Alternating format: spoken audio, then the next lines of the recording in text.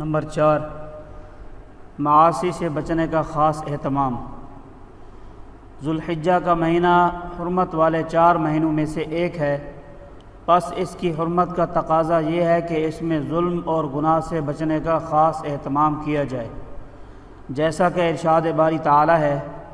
ان عدۃ الشہور عند اللہ 12 شہر فی کتاب اللہ یوم خلق السماوات والارض منها 4 حرم ذلك الدین القیم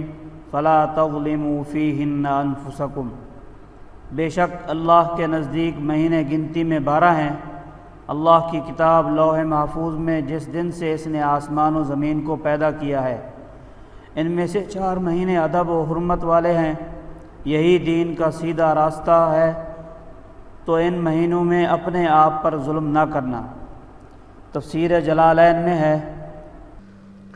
فلا تظلموا فیہن ای الاشہر الحرم انفسکم بالمعاصی فإنها فیہا اعظم وزرا وقیل فی الاشہر کلہا۔ پس ان حرمت والے مہینوں میں اپنی جانوں پر گناہ کر کے ظلم نہ کرو، کیونکہ ان 4 مہینوں میں گناہ کا وبال اور بڑھ جاتا ہے،